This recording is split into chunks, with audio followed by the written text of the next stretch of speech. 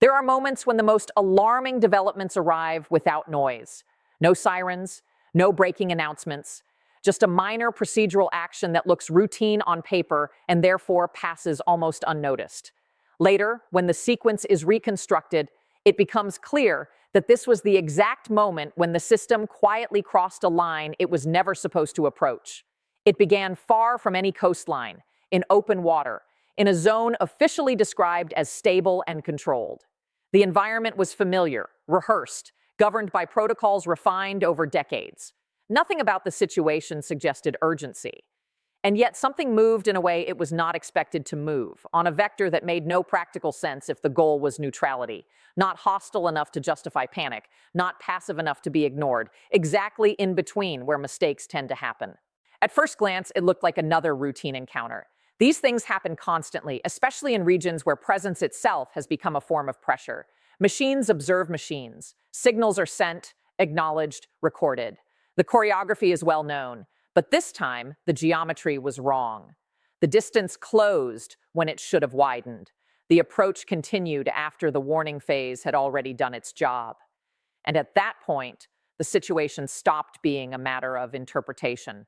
What matters here is not the object itself, nor the technical classification assigned to it afterward. Those details are convenient distractions. What matters is intent, or more precisely, the decision to keep intent unclear. Because ambiguity is not an accident in these encounters. It is a tool. It forces the opposing system to reveal how it reacts under uncertainty, how fast it decides, how far it is willing to go before choosing force over restraint. There is a reason these encounters rarely escalate openly. The cost of miscalculation is understood by everyone involved. But there is also a reason why they continue to happen. Each one extracts data. Each one maps a response. Each one fills a gap in a picture that is never officially acknowledged. And this particular movement, this particular persistence, occurred at a time when restraint was supposedly the priority. What followed was fast and technically flawless. No hesitation, no visible confusion. The protective mechanism did exactly what it was designed to do. The immediate threat was removed, the perimeter held, the situation declared resolved. On the surface, this is where the story ends. A clean intercept, no damage, no casualties, a textbook outcome. Except it never really ends there. Because the real exchange did not happen in the moment of destruction. It happened before that, in the minutes when the approach continued despite signals meant to de-escalate.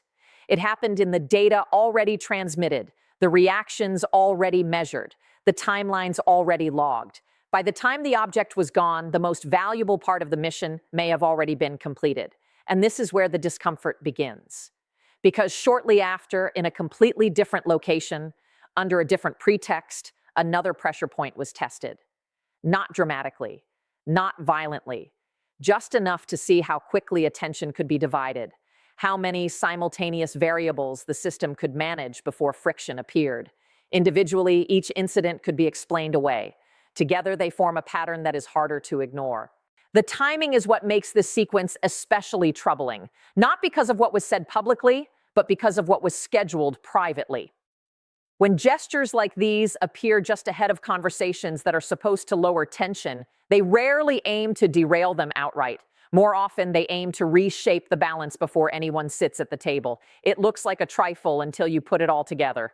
A single approach, a single response, a separate incident hours later. And yet the question remains unresolved, hanging uncomfortably in the background. Was this a provocation meant to fail, or a reconnaissance meant to succeed just long enough? Because if the second explanation is closer to the truth, then the most important part of this story is not what was destroyed in the air, but what may have already been taken away unseen. The uncomfortable part is that once you accept this was not an isolated gesture, the logic becomes difficult to unsee. Systems like this are not tested in dramatic moments. They are tested in controlled, almost boring sequences, where every response can be measured without triggering full escalation. What looks like restraint from the outside is often pressure applied with surgical precision. At this stage, the focus shifts away from platforms and toward procedures, how warnings are issued, how long it takes for intent to be classified, which thresholds trigger which responses. These details never make headlines, but they are the backbone of deterrence. And when someone deliberately operates just below those thresholds, they are not improvising, they are collecting answers. The object's persistence mattered more than its payload. Its trajectory mattered more than its endurance. By refusing to disengage after de-escalatory signals, it forced the defensive system into a binary choice: tolerate ambiguity or terminate it. That choice reveals far more than a successful intercept ever could. Reaction time, sensor prioritization, command authorization chains. All of it becomes visible to an observer who knows what to look for. And this is where the second incident stops being a coincidence. Pressure was applied in a different domain using a different set of actors, but the logic was identical. A parallel test, not designed to succeed operationally, but to stretch attention and force simultaneous decision-making. The goal was not seizure or confrontation. The goal was timing. When multiple low-level provocations occur within a narrow window, analysts stop asking who initiated them and start asking why they were synchronized. Because synchronization implies planning, and planning implies a broader scenario, not an imminent strike, but preparation for one, mapping the edges of response before moving closer to the center. There is a quiet assumption built into deterrence that everyone prefers clarity over chaos. That assumption no longer holds. Ambiguity has become an instrument, precisely because it shifts risk onto the defender. Every decision carries consequences. Do nothing and you appear permissive. Act decisively and you reveal parameters you would rather keep opaque. At this point, the system usually fails, not through weakness, but through predictability. Procedures exist to reduce human error, but they also create patterns. Patterns can be studied, and once studied, they can be exploited without ever crossing into open conflict. That is the danger zone these encounters operate in. The timing relative to diplomatic movement is not accidental either. These tests are most valuable just before talks, not because they aim to cancel them, but because they alter leverage. Information gathered beforehand reshapes expectations at the table, even if it is never acknowledged openly. Power is rarely asserted directly in such moments. It is implied, and this is where the main thing begins. Because if the sequence was designed to extract data rather than provoke retaliation, then the visible outcome tells us very little about who gained more from the exchange. The absence of immediate escalation does not signal de-escalation. It signals completion.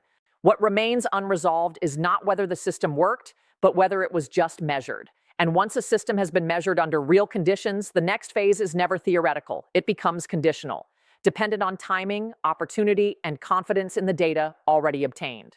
That realization is where the sense of unease deepens, because nothing in the visible response addresses it. The mechanisms have done their job. The surface is calm again. But underneath, the variables have changed, and no one involved can pretend they haven't.